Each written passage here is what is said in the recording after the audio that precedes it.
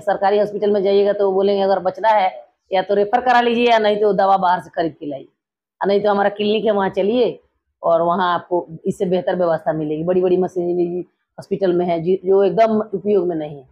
प्रशांत किशोर के बारे में पप्पू यादव एक चर्चित नेता हैं, उन्होंने कहा कि प्रशांत किशोर किस जानवर का नाम है। क्या कहेंगे? आपके पिताजी खुद एमएलए थे तो कैसे गॉडफादर नहीं है? चलनी है शुभ से तेरा में कितना छेद बा कि प्राइवेट स्कूल जो है वो लूटने का और ये ब्रांड बना हुआ है। आपके भाई जी गलत रास्ते पे हैं। अब वो तो भैया का विचार है और मेरा अपना विचार है। और पहले जंगल राज था नेताओं का और अभी अधिकारियों का जंगल राज है, जिसमें प्रशासन पर कोई नीतीश जी का और बाकी जो लोग हैं उनका कोई कंट्रोल नहीं है। कुछ दिन पहले हमारे जिले के एक चर्चित बिजनेसमैन है लोकनाथ स्वीट्स हाउस के मालिक, उनकी बेटी को मतलब नहर में उनका लाश मिला।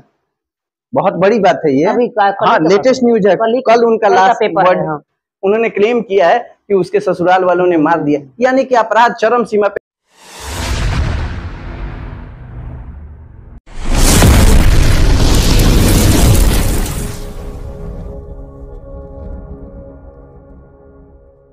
दोस्तों नमस्कार, सभी जनता जज पॉडकास्ट देख रहे हैं और आज की हमारी अतिथि हैं जन सुराज की गोपालगंज महिला जिलाध्यक्ष कहें चाहे जिलाध्यक्ष कहें, ज्योति जयंती जी। ज्योति जयंती जी, आपका हमारे पॉडकास्ट चैनल पे स्वागत है। आपका भी बहुत बहुत धन्यवाद और आपके चैनल के माध्यम से हमारे गोपालगंज के लोगों को भी बहुत बहुत धन्यवाद और आप लोगों को भी धन्यवाद कि आपने मुझे यहाँ बुलाया और बोलने का एक अवसर दिया। Thank you.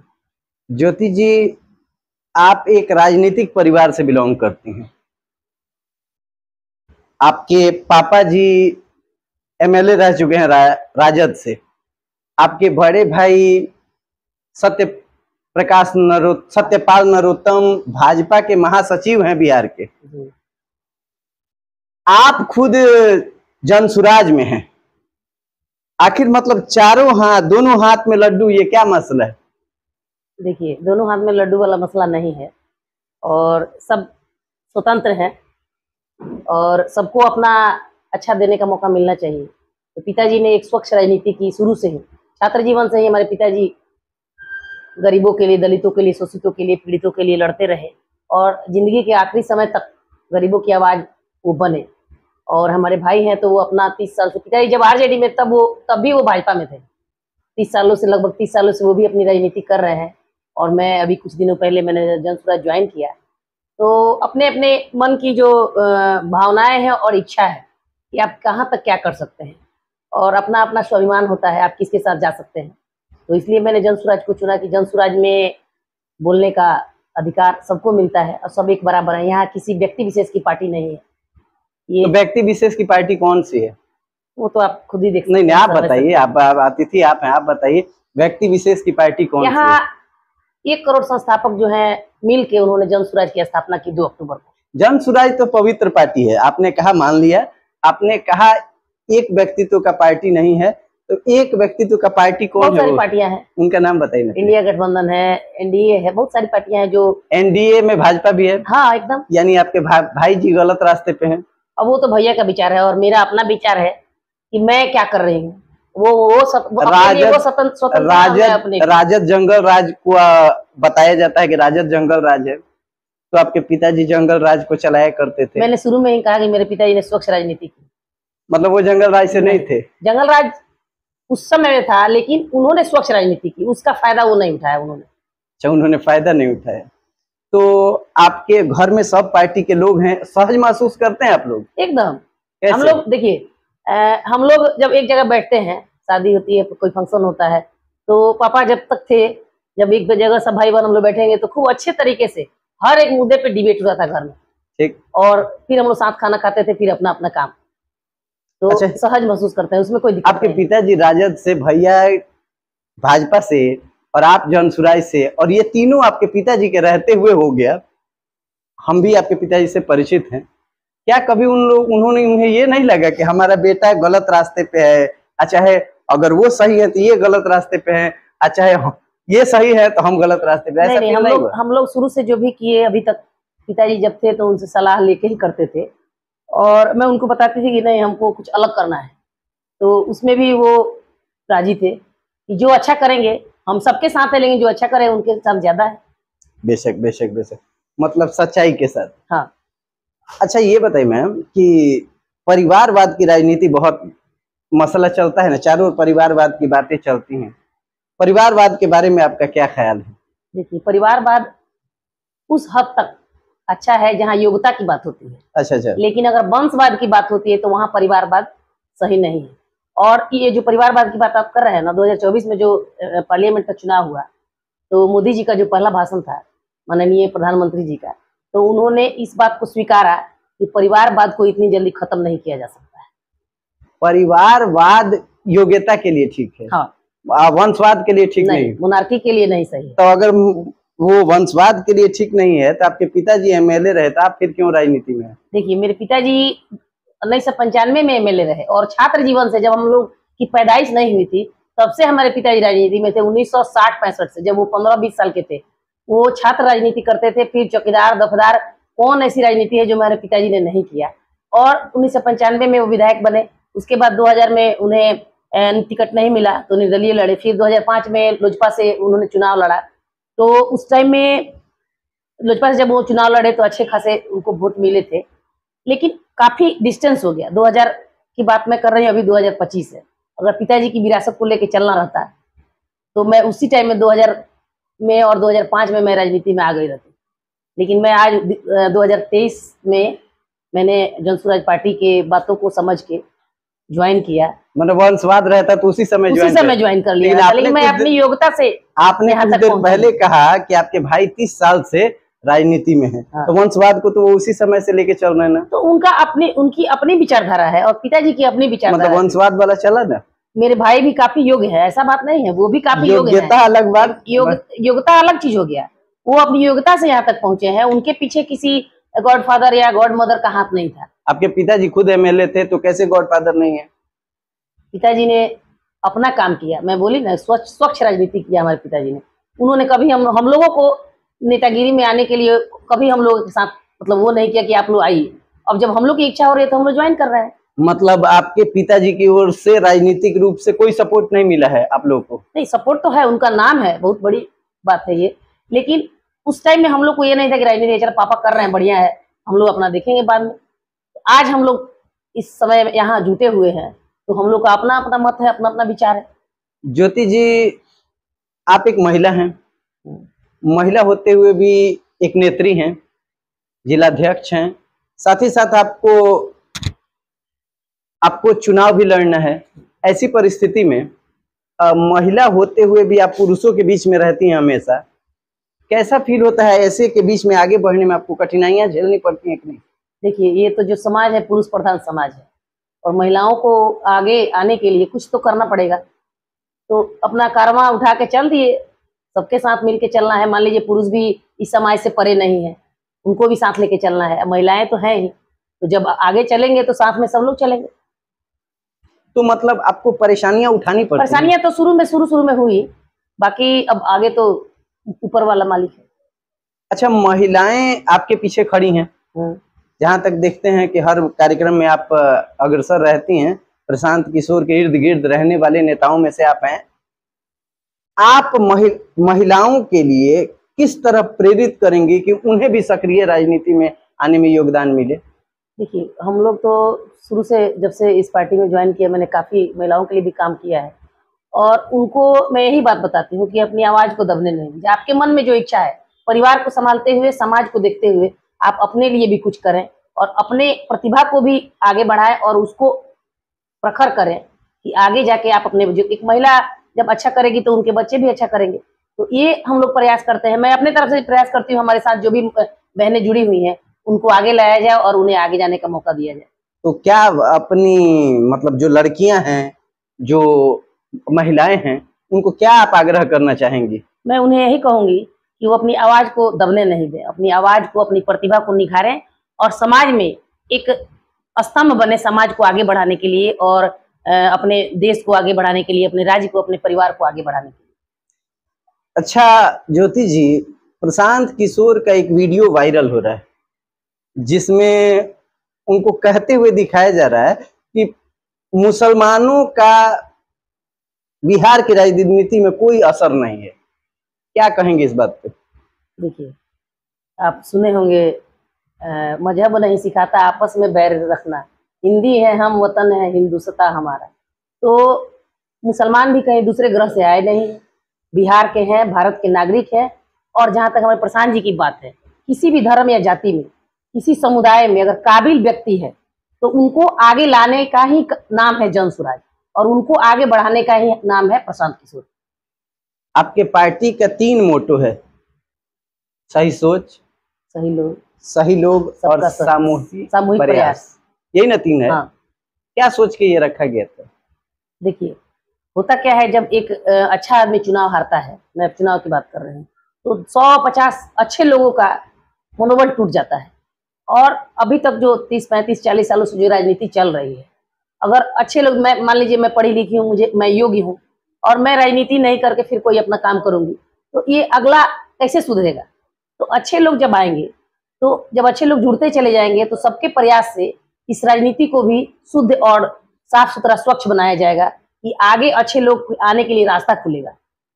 प्रशांत किशोर के बारे में पप्पू यादव, एक चर्चित नेता हैं, उन्होंने कहा कि प्रशांत किशोर किस जानवर का नाम है?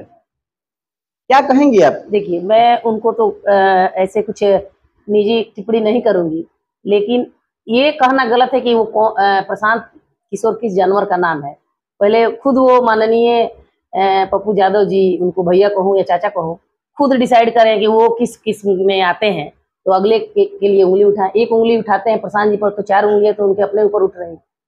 तो नहीं, मतलब कि उन्होंने डायरेक्ट बहुत भयंकर व्यंग किया है ना, आरोप लगाया है। अपने बारे में ही बताना होगा वो किस किस्म के। यानी आप डायरेक्ट कह रही हैं कि वो इनको कहने से पहले खुद को देखें। हाँ, यानी कि अगर वो जानवर कहते हैं तो उनको जानवर से सुशोभित होना होगा तब।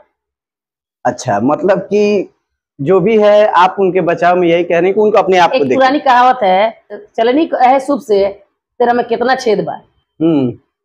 सही है। तो पहले चलनी अपने को देखेगा तब ना शुभ को दूसेगा। क्या बात है, यानी कि आप चलनी बना दिए उनको। आप जो समझे, आप क्या, आपने जो सवाल पूछा मैंने उसका जवाब दिया। भावनाओं में आप बहुत बड़ी बातें कह गए। बिहार में हर तरफ अपराध नियंत्रण से बाहर हो रहा है। मलमलिया में हत्याएं हो गई, फिर से पटना में एक नेता का हत्या हो गया। इतने अपराध बढ़ रहे हैं, इस पर आपकी क्या प्रतिक्रिया है? पहले से 2005 में जब सुशासन बाबू की सरकार थी, अभी स्थिति बद से बदतर है।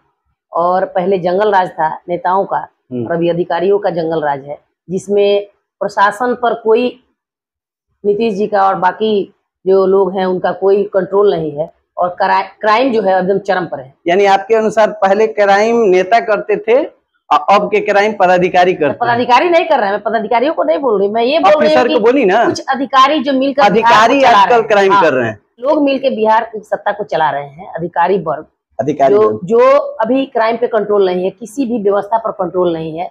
और शायद ये भी है कि हो सकता है उनको लग रहा होगा इसके बाद अगर ये सरकार नहीं आती है तो अच्छा है कि बिहार गर्त में चला जाए और बिहार की स्थिति बद से बदतर हो जाए। रिटायर्ड पदाधिकारी लोग सारे बिहार को चला रहे हैं, ऐसा है। महिलाओं को लेकर हर जगह चर्चा चल रही है कि बिहार तो अपराध का केंद्र बना ही हुआ है। ऐसे में महिलाएं हर जगह सुरक्षित नहीं रह रही हैं। हर जगह, आम जगह पे रेप केस वगैरह वगैरह, महिला प्रताड़ना। कुछ दिन पहले हमारे जिले के एक चर्चित बिजनेसमैन है, लोकनाथ स्वीट्स हाउस के मालिक, उनकी बेटी को मतलब नहर में उनका लाश मिला। बहुत बड़ी बात है ये। हाँ, लेटेस्ट न्यूज है, कल उनका लाश उन्होंने क्लेम किया है कि उसके ससुराल वालों ने मार दिया। यानी कि अपराध चरम सीमा पे और महिलाएं सुरक्षित नहीं है। ऐसी परिस्थिति में आप क्या कहना चाहेंगी, एक महिला होके, नेत्री होके नहीं, महिला होके आप सरकार से क्या क्या चाहती हैं, और आपकी सरकार आए तो क्या करेंगी? देखिए, हम लोग तो महिला है तो डर है, कभी शाम हो जाती है, रात हो जाती है, घर के लोग फोन करते रहते हैं बार बार, अभी कहाँ है, कहाँ पहुंचे हैं, तो थोड़ा सा सबको डर है। महिलाओं को तो ज्यादा डर है, कहीं रेप हो रहा है, कहीं जला के फेंका जा रहा है। अभी जो आपने बताया, वो जो अभी कल ही का उनका नहर में लाश मिला है, नदी में, माझा साइड का है, वो शादी उसकी हुई थी, बैकुंठपुर साइड की, बैकुंठपुर, वहाँ शादी उसकी हुई थी, तो अभी कल लाश मिला है जी। तो मैं सरकार से यही कहना चाहूंगी कि महिलाएं ही दुनिया को चला रही हैं, संसार को चला रही हैं। तो जब महिलाएं सुरक्षित नहीं रहेंगी तो ये देश और दुनिया कहाँ जाएगा।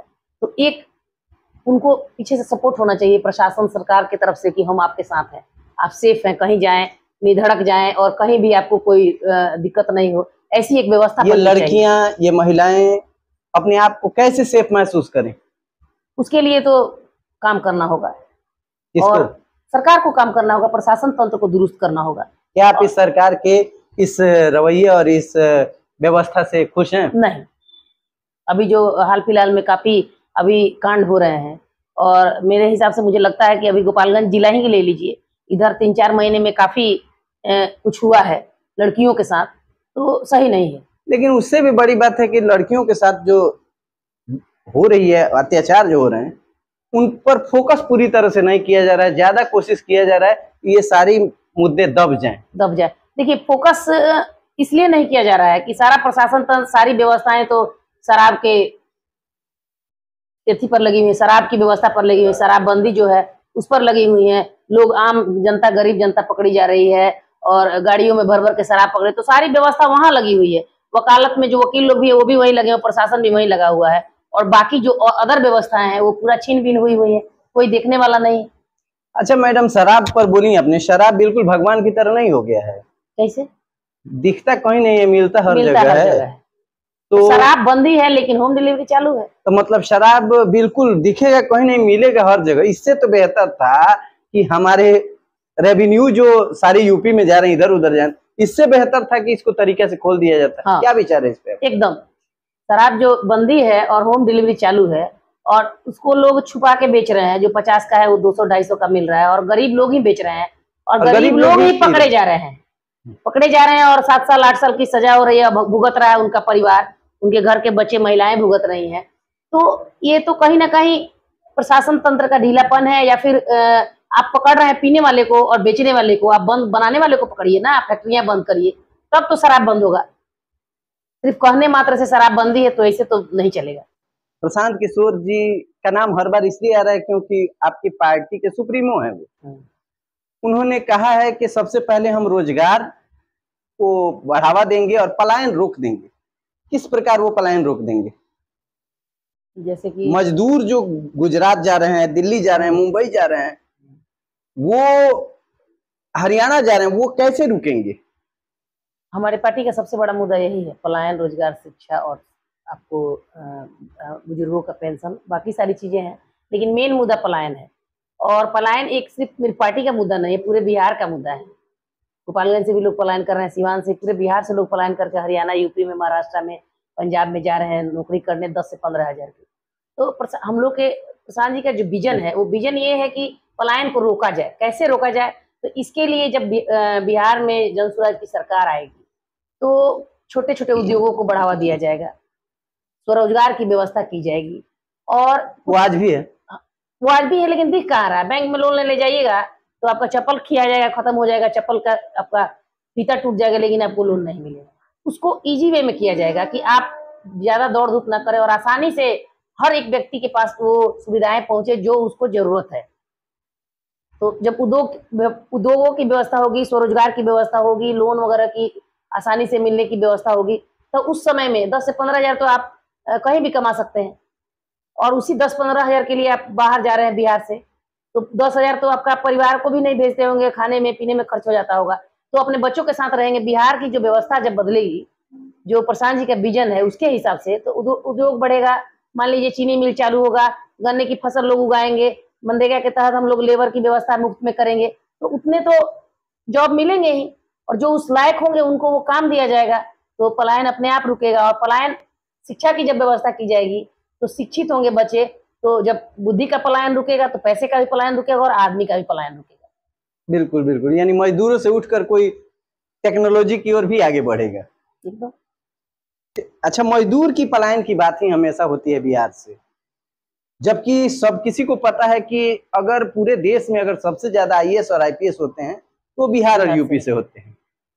तो हमारा ब्रेन तो चारों ओर चला जा रहा है। फिर ऐसी क्या कमी है? उच्च शिक्षा की जरूर कमी है कि जिसके कारण हम लोग यहाँ से लड़के पढ़ने जा रहे हैं बाहर और वहीं शिफ्ट हो रहे हैं। पलायन, देखिए मैंने कहा पलायन किसी एक की समस्या नहीं है। गरीब की भी समस्या है, अमीर की भी समस्या है। गरीब का बच्चा मजदूरी करने जा रहा है पलायन करके, और अमीर के जो बच्चे हैं जो पढ़ने लायक है वो पढ़ने के लिए पलायन करके बिहार से बाहर जा रहे हैं। और जब बुद्धि का पलायन बाहर हो रहा है तो रोजगार का भी पलायन होगा और श्रमिकों का भी पलायन होगा, मजदूरों का भी पलायन होगा। जब बुद्धि का पलायन रुकेगा तो सारी व्यवस्था ऑटोमेटिक सही हो जाएगी, तो मजदूर का भी पलायन रुकेगा, अपने बिहार में रह के वो रोजी रोजगार करेंगे। बिल्कुल बिल्कुल। मैम आप एक स्कूल संचालिका भी हैं, आप साई इंटरनेशनल स्कूल की संचालिका हैं। हाँ, ऐसा आता है मैं भी एक विद्यालय का संचालक हूँ, इसके अलावा विद्यालय का एक संचालक हूँ। क्या नहीं लगता है कि हम लोग भी लूटते हैं गार्जियन को? नहीं, एकदम नहीं। जो लोग ये मैं देखती हूँ फेसबुक और भी सब लोग डालते हैं कि प्राइवेट स्कूल जो है वो लूटने का और ये ब्रांड बना हुआ है, तो गलत है। तो आप खुद भी देखिए, अपने आप में भी देखिए, मैं भी देखती हूँ कि हम लोग जहाँ जरूरत है वहां हम लोग अपना दे देते हैं, 100% देते हैं कि नहीं, आप ही बताइए। हाँ देते हैं। तो वो तो दूसरा पहलू लोग नहीं जान रहे हैं। कंप्लेन लोगों का रहता है कि ड्रेस भी विद्यालय से, किताब भी विद्यालय से, सब चीज विद्यालय से, और कंप्लेन एक एक फेसबुक पे आ रहा है कि हाँ। सब कुछ विद्यालय से। तो गार्जियन ने पूछा पढ़ाई कहाँ से, तो उसके लिए आप ट्यूशन ले सकते हैं। हाँ, ये मैंने भी देखा था। ये बहुत बड़ा करारा तमाचा है हम लोग के ऊपर, इसको कैसे दूर करेंगे? देखिए, जो भी मान लीजिए किताब है, ड्रेस है, जो भी सामग्री है जो शिक्षा से जुड़ी हुई है, जो विद्यालय में बच्चों को चाहिए पढ़ने के लिए, तो 4 जगह रखिएगा तो 4 जगह पेरेंट्स को दौड़ना पड़ेगा। और ऐसा नहीं है कि आप लूट रहे हैं या फिर खसोट रहे हैं। प्राइवेट स्कूल जो भी है और ब्रांडेड है उनकी बातें छोड़ दीजिए, जो छोटे मोटे हैं चल रहे हैं, तो जब सारी व्यवस्था एक जगह नहीं दीजिएगा तो पेरेंट्स कहाँ कहाँ घूमेगा। और जहां तक तमाचे की बात है, तमाचा तो है, मुझे ही बड़ा दुख होता है कि लोग कहते हैं कि ये लोग सामान बेचने का ये है और ट्यूशन बाहर से ले। तो आपको क्या लगता है हम लोग मेहनत नहीं करते हैं? हम लोग भी मेहनत करते हैं, लेकिन सारे बच्चे तो 100% नहीं दे सकते हैं। हमारे यहाँ सैनिक स्कूल का, नवोदय का भी पढ़ाई किया जाता है, अलग से तैयारी की जाती है, तो उसमें जरूरी है सब बच्चे निकलेंगे। अभी हमने 3 बच्चे का सैनिक स्कूल में फॉर्म भरवाया था, 2 निकल गया। वो अलग बात, वो अलग चीज हो गई। हम पूछ रहे हैं जो डॉक्टर लोग, हाँ, डॉक्टर लोग के यहाँ जाने पर मतलब एक गरीब आदमी आजकल इलाज करा के मतलब ठीक होने की स्थिति में, वो इलाज से ठीक हो ना हो, पैसे की कमी से बीमार जरूर हो जाएगा। मानती हैं ये? हाँ, ये तो बात मानती हूँ मैं। ये बात इसलिए मानती हूँ कि अभी जो स्वास्थ्य है और शिक्षा है काफी महंगी हो गई। बिल्कुल। तो गरीब आदमी की पहुंच से दूर है। एक लेबर जो 500 रुपया दिन भर मेहनत करता है, तो एक लेबर 500 रुपया कमाता है। अगर उसके घर किसी की तबीयत खराब हो गई और वो किसी डॉक्टर के पास जाता है, तो केवल डॉक्टर का फीस है 500 रुपया, और उसके बाद दवाई हो गया, ये जांच वो जांच। ऐसे में एक गरीब का जीना क्या हक नहीं है उसे जीने का? जीने का हक है, लेकिन मुश्किल भी है। और कोई बीमार पड़ता है तो मैंने पहले ही कहा, शिक्षा और स्वास्थ्य दोनों महंगे हैं। सरकारी हॉस्पिटल में जाइएगा तो बोलेंगे अगर बचना है या तो रेफर करा लीजिए, या नहीं तो दवा बाहर से खरीद के लाइए, नहीं तो हमारा क्लिनिक है वहाँ चलिए और वहाँ आपको इससे बेहतर व्यवस्था मिलेगी। बड़ी बड़ी मशीनरी हॉस्पिटल में है जो एकदम उपयोग में नहीं है, खराब पड़ी हुई है। एक संचालिका होते हुए आपको अलग संचालकों से और एक जिम्मेवार नागरिक होते हुए डॉक्टरों से आपकी क्या अपील है? एक जिम्मेवार नागरिक होने के लिए बहुत सारी चीजें समझना पड़ता है, और मैं डॉक्टर लोगों से यही आग्रह करूंगी कि जो सक्षम है उनका तो इलाज आप कर ही रहे हैं, लेकिन जो गरीब है उनके लिए भी आपके अस्पताल में व्यवस्था होनी चाहिए। और जो एकदम नीडी पर्सन है, वो आपको लग रहा है कि इसको जरूरत है, तो वहां आप आगे आए और उनको सहयोग करें। बिल्कुल, अगर वो ऐसा करते हैं, क्योंकि डॉक्टर की तुलना दूसरे भगवान से किया गया है। और आजकल एक जगह हमने कहा था, डॉक्टर्स डे पे लिखा था कि डॉक्टर्स धरती के भगवान होते हैं, तो कमेंट में आया कि सर भगवान होते थे, आज के डॉक्टर शैतान हो गए हैं। खैर अच्छा नहीं लगा हमें, और डॉक्टर बंधु नाराज नहीं होंगे, लेकिन ये कमेंट में मेरे आया था। तो अगर हम एक संचालक होते हुए अपनी कमी यदि एक्सेप्ट करते हैं, तो डॉक्टर्स लोगों को भी इसमें सुधार लानी चाहिए। हाँ, सुधार लाना चाहिए। वो जैसे अभी आपने कहा कि दूसरे भगवान है, तो इसमें कहीं से 1% भी झूठ नहीं है कि डॉक्टर दूसरे भगवान है। तो भगवान का ये कर्तव्य है कि अपने जो हमारे लोग हैं, जो हमारे छत्र छाया में रह रहे हैं, उसको हर संभव मदद करें और हर संभव उनको सहायता दें। प्रशांत किशोर जी, माई बहन योजना जो सम्मान योजना है इनका, तेजस्वी यादव का, कि कहते हैं कि 1500 रुपया प्रत्येक आदमी को देना है। बिहार में 6 करोड़ महिलाएं 2500 था माई बहन वाला में। 2500 देने की बात है, सॉरी, वृद्धा वाला वो 1500 क्या, तो 2500 रुपया जो देने का बात है, अगर 6 करोड़ महिलाओं को देंगे तो उतना बिहार का बजट नहीं है, कहाँ से दे पाएंगे। प्रशांत जी ने कहा था, आपने उनका देखा होगा, उसमें उन्होंने कहा था कि उन्होंने अनाउंस तो कर दिया 2500 रुपया देंगे, एक महिला को 2500 रुपया मिलेगा, और 6 करोड़ महिलाएं हैं, तो उसका सारा गुना गणित मोबाइल आपके पास ये है, कैलकुलेट करिएगा तो आपको पता चल जाएगा। और उनका ये भी सवाल था कि वो 2500 रुपया वो देंगे कहाँ से लाएंगे उतना ओवर बजट, मतलब बिहार के बजट से वो ज्यादा हो रहा है। तो कहाँ से लाएंगे। तो ये चीज जब दे रहे हैं तो कैलकुलेशन करके बता दें, हिसाब बैठा दें कि 2500 रुपया कहाँ से देंगे, तो विपक्ष सवाल नहीं पूछेगा, कोई नहीं पूछेगा। उनका कहना था कि यदि आप 1 रुपया कमा रहे हैं तो 1.5 रुपया खर्चा कैसे करेंगे। जायज क्वेश्चन पूछे थे। सही बात है। तो अब प्रशांत किशोर से और आपसे मेरा प्रश्न है कि जो इतने खर्च जो प्रशांत किशोर कर रहे हैं, चारों ओर जितनी खर्च जिन जनसुराज को चलाने में लग रहा है, प्रशांत किशोर ऐसा क्या करते हैं कि उनके पास इतनी संपत्ति कहाँ से आती है कि इतना मैनेजमेंट हो पाता है। देखिए प्रशांत जी क्या करते हैं तो सबको पता है, इलेक्शन मैनेजमेंट का काम है उनका शुरू से। आईपैक एक कंपनी उनकी चलती थी, और उसके पहले वो WHO में काम करते थे, यूएनओ में। क्या इतना पैसा कमा के रखे कि पूरे बिहार को मेंटेन किया? 2014 से उन्होंने इलेक्शन मैनेजमेंट का काम किया, बिहार में, बंगाल में, तमिलनाडु में, आंध्रा में, तेलंगाना में। कौन ऐसा 10 स्टेट तो मैं नाम गिना दूंगी। उसके पहले वो यूएनओ में थे, जो कि आपको WHO में उन्होंने काम किया है। प्रशांत किशोर जी हर जगह पास हो गए, इन यूपी में फेल क्यों हो गए? यूपी में अभी हम चल कहाँ रहे हैं? नहीं, गए थे वहाँ यूपी में, जो समाजवादी पार्टी के समर्थन करने गए थे, वो रणनीति किए थे, लेकिन वहाँ पूरी तरह से फेल हो गए। वहाँ क्यों उनका आइडियोलॉजी फ्लॉप हो गया? अब ये तो वहाँ की जनता बताएगी। अभी जो हम लोग का चल रहा है, जाति और धर्म के आधार पर लोग वोटिंग कर रहे हैं, उसमें तो सारा कैलकुलेशन फेल हो जाएगा, और हम लोग उसी से ऊपर उठकर काम करने का प्रयास कर रहे हैं। अच्छा, भाजपा जो हिंदुत्व की राजनीति करती है, आपके बड़े भाई उधर हैं और आप खुद जाति से हट के सब बात करती हैं, दोनों बात कैसे मैच करेगा? अगर एक मंच पे आप दोनों भाई बहन आ जाएं, किसे झुकना पड़ेगा? अब तो समय बताएगा किसे झुकना पड़ेगा। नहीं, मतलब कि आप अपने पॉइंट से हट जाएगा? नहीं, एकदम नहीं, मैं तो अभी भी अपने पॉइंट पर ही हूँ, और अपने ही पॉइंट के चलते मैं आज जनसुराज में हूँ। तो क्या आप अपने भाई को जनसुराज में ले आ सकती हैं? प्रयास तो है। प्रयास है ना? प्रयास ऐसा ना हो कि आपके भाई आपको फिर से बीजेपी में ले। नहीं, ऐसा तो संभव नहीं है। मुझे बीजेपी और आरजेडी ज्वाइन करना था तो मैं बहुत पहले ज्वाइन कर ली थी। अच्छा मैम, जाति और धर्म से उठकर लोग वोट करें, इसके लिए आप लोगों का क्या प्रयास है? हम लोग जगह जगह घूम रहे हैं, क्षेत्र में जा रहे हैं, लोग अब जागरूक हो रहे हैं, जनता जागरूक हो रही है। 30-35 सालों से जो चल रहा था जाति धर्म के नाम पर, मंदिर मस्जिद के नाम पर, और ये जो कहानी चल रही थी, अब लोग, आप अगर फील्ड में जाइए, कभी क्षेत्र में जाइए, किसी भी क्षेत्र में जाइए, वहाँ पूछिए कि जनता को क्या चाहिए, एक ही जवाब है कि रोजगार चाहिए, पलायन को रोका जाए। मैं 3 सालों से लगातार फील्ड में हूँ। शुरू में जब हम लोग जाते थे तो लोग कहते थे कि ना, फलना तो हमारे जाति के हैं, तो ये अरे तो गरीबों की आवाज है, तो वो उन्होंने मंदिर बनवाया, उन्होंने ये किया, ये सारी बातें होती थी। लेकिन अब जब मैं आपको भी चैलेंज करती हूँ, अब आप क्षेत्र में जाइए और लोगों से पूछिए कि आपको क्या चाहिए। लोग का एक ही जवाब है, रोजगार चाहिए और शिक्षा चाहिए। उसके अलावा लोग किसी चीज पे बात करने की जरूरत नहीं समझ रहे हैं। और यही चीज है जो अगले 3-4 महीनों में और आपको दिखेगा, और आपको इस चुनाव में दिखेगा कि लोगों ने जाति और धर्म से उठकर कितना % वोट किया। प्रशांत किशोर व्यवस्था बदलने चले हैं, सिस्टम बदलने चले हैं, वो हर बात को नए तरीके से बोल रहे हैं और उनकी बातों में दम है, लेकिन इन बातों पर जनता विश्वास कैसे करे?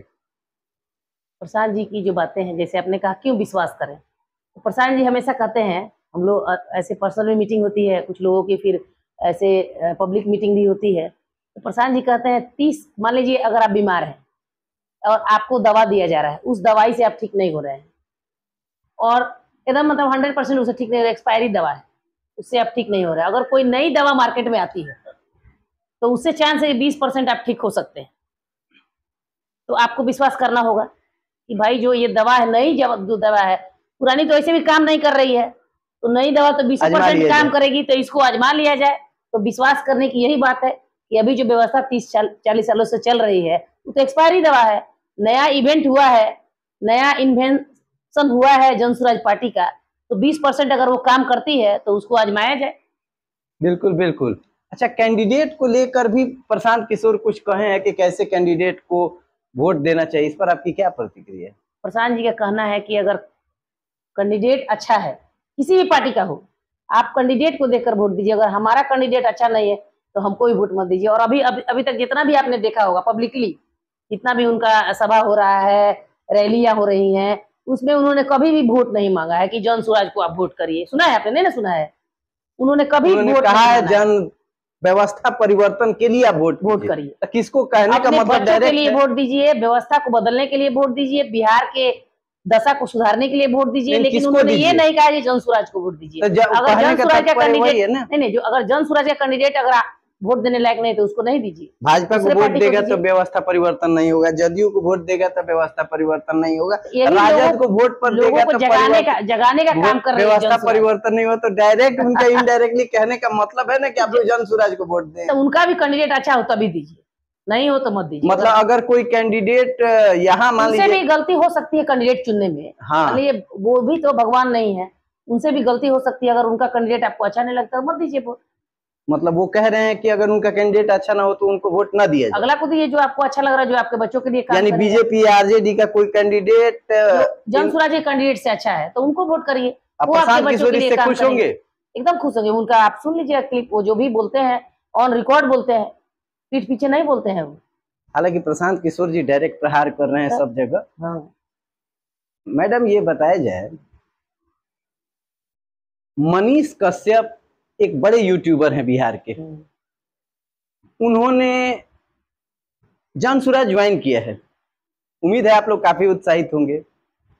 और उन्होंने भाजपा छोड़ के तब ज्वाइन किया। भाजपा ज्वाइन किए थे तब सही थे कि अभी ज्वाइन किए हैं तब सही है?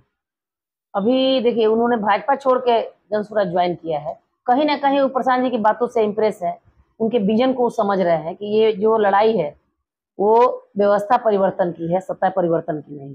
अगर जन स्वराज आती है तो व्यवस्था जो आप अभी देख रहे हैं वो व्यवस्था 5 साल में बदलेगी, 10 साल में बदलेगी, लेकिन बदलेगी जरूर।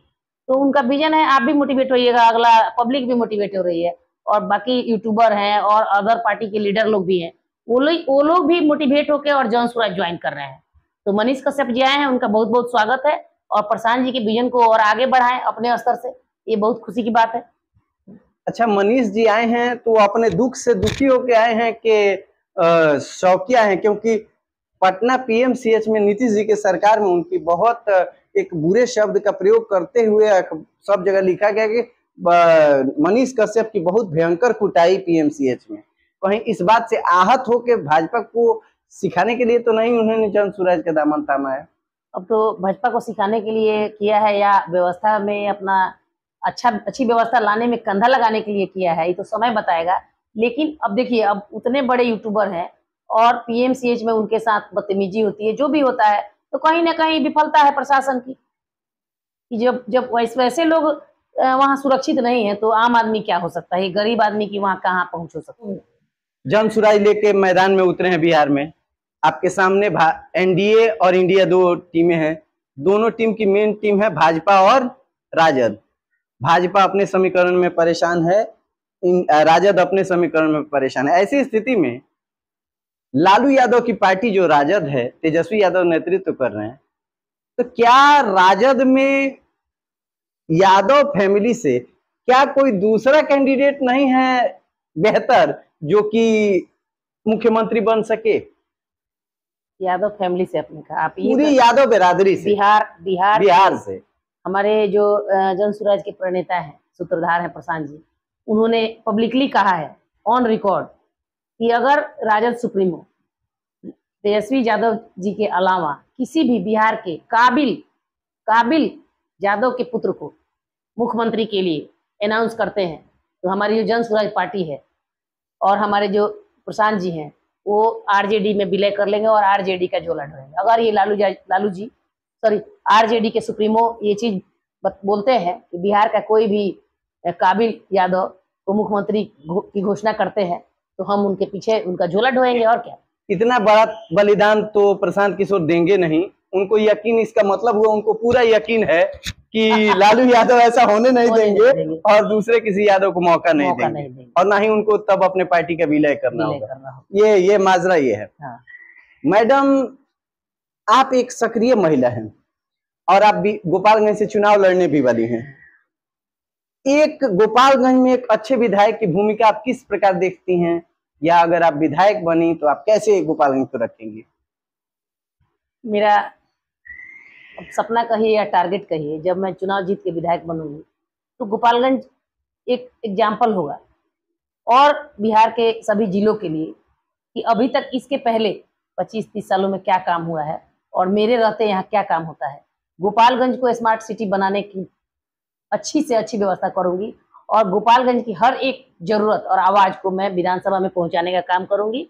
और जब तक मैं बन के विधायक रहूंगी, गोपालगंज को हर तरह से, शिक्षा से, रोजगार से और बाकी सारी व्यवस्थाओं से परिपूर्ण करने का काम करूंगी और हर एक गरीब तबके, दबे कुचले लोगों की आवाज बनकर मैं विधानसभा में उनके लिए काम करूंगी। भाजपा 20 सालों से कार्यरत है, यहाँ 20 सालों से भाजपा सरकार में है गोपालगंज में। इसके कार्यकाल से आप किस प्रकार सहमत हैं? देखिए, जो 20 साल नहीं 25 साल होने जा रहा है, 20 साल लगातार जीते, अभी तो लगातार ही चल रहा है। तो कहीं भी तो कोई काम नहीं हो रहा है। मैं सिर्फ यहीं की बात नहीं कर रही हूँ, पूरे बिहार की बात कर रही हूँ। जैसा 20 साल पहले था उसके बाद से यही हाल है। अभी 40 सालों से गोपालगंज की स्थिति और बिहार की स्थिति वही बनी हुई है। और हम लोग का जनसुराज का जो विजन है उसमें यह है कि जब बिहार बदलेगा तो गोपालगंज भी बदलेगा। मान लीजिए नाव डूब रहा है तो सब लोग डूबेंगे, पायलट भी डूबेगा। भाजपा विधायक को लेके आपकी क्या प्रतिक्रिया? मैं कोई उनको टिक्का टिप्पणी पर्सनल नहीं करूंगी, लेकिन गोपालगंज की जनता जागरूक हो चुकी है और वो धर्म, समाज और जाति से ऊपर उठकर इस बार बिहार विधानसभा में वोट करेगी। आपका बहुत बहुत धन्यवाद कि आप हमारे बहुत धन्यवाद चैनल पे आई। और बाकी जनता से मेरा निवेदन है कि आप लोग प्लीज हमारे इस चैनल को सब्सक्राइब करें, लाइक करें, अपना सुझाव भेजें। आपके सुझाव का हमें इंतजार रहेगा, लेकिन सब्सक्राइब जरूर करें ताकि वीडियो आप तक जाए। बहुत बहुत धन्यवाद।